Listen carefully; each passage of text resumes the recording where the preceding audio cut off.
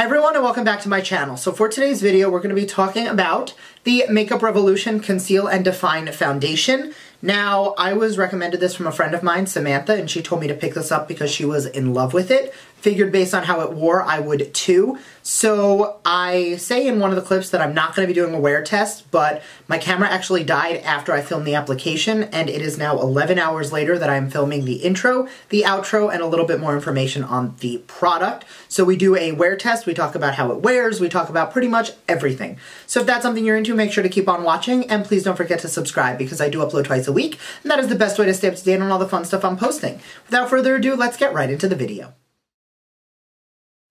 So the product itself does come with 0.8 fluid ounces. Typically a foundation does come with a full ounce. However, for a $12 price tag, I'm not mad at it. It is a glass component with a very massive doe foot applicator.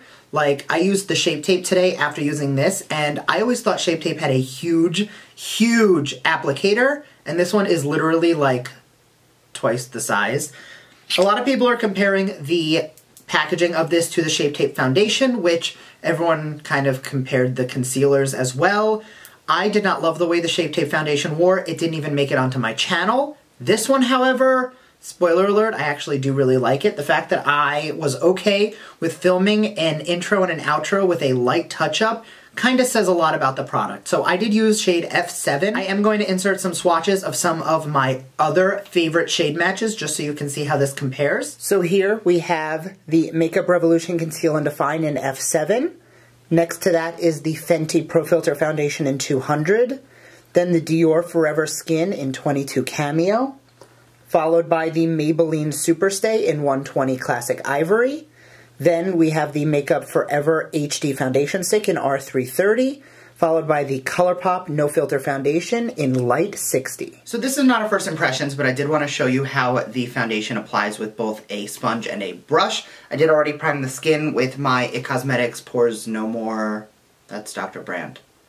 No More Pores, that's what it's called. The IT Cosmetics No More Pores, and I'm going to just start by dotting a little bit along the face. On this side, I'm going to be using a sponge, and I have noticed that this does not dry down too fast, so you do have a little bit of playtime with it. Not like Fenty that dries down super quick, but that should be enough.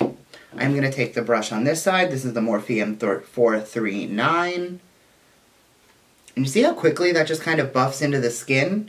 It's definitely, at first, more of a medium coverage, but you can definitely build it up if you do want to get it up to full coverage. But lately I've actually been enjoying more of a medium coverage. So I'm going to take a little bit more on the other side and I'm going to blend this out with a sponge. And I am actually going to take a little bit more on some of my more areas of concern, just so that I can build it up as needed. So again, this is it with just one thin layer and a little bit built up under the eyes, which I am going to go in with concealer as well.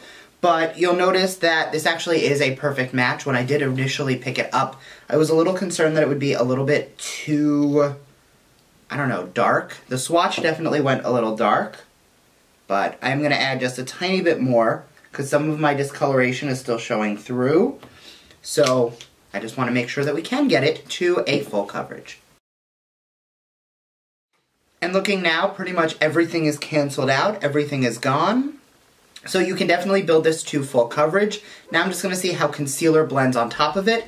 I'm actually not going to see it, I already know how this goes, but I'm going to show you using my Too Faced Born This Way Multi-Use Sculpting Concealer. I thought this was such a massive doe foot until I started using this, and now this is like a regular doe foot.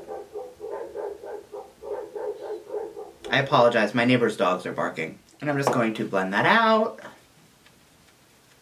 So now that that's blended in, I'm not getting any bunching, I'm not getting any creasing. I mean, obviously creasing is going to come with not setting, but it's definitely not like settling on itself, which is nice. So it does blend out nicely. This is the third concealer that I have used this foundation with, and honestly, it has worked well with all three I've used. And I did try to find ones at different price points with different formulas. So I tried it with Shape Tape. I tried it with the Makeup Forever Conceal and Define Concealer. I'm in the shade C5. And I used it with this one. When I am testing out a new foundation, I do like for it to get tested with many different concealers, because like I love the Maybelline Instant Age Rewind, but that concealer works well with pretty much anything. Like the formula is so universal that I'm really struggling to think of a foundation that it doesn't work well with. But I guess that's a good thing, right?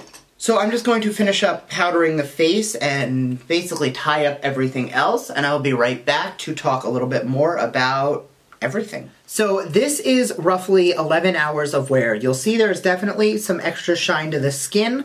My skin is very oily, so for this is really like no worse than any other foundation. Like you can see beyond my highlight, there's just a little bit of more of a glow than I tend to like. So I'm gonna grab my Studio Fix powder and just touch up a little bit because the shine is getting to me. But as you can see, a light layer of powder over the oily areas of concern, and you can definitely bring this foundation back to life, mattify it a bit. My highlight still peeks through, but that extra shine from the oil is completely gone.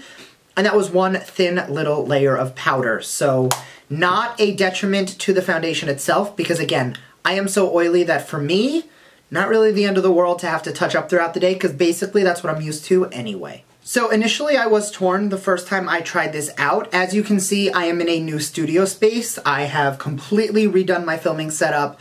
My beauty room has changed. I'll give you guys a new tour of my new layout coming soon. I'm not going to say a time because honestly I have no idea when that's going to happen.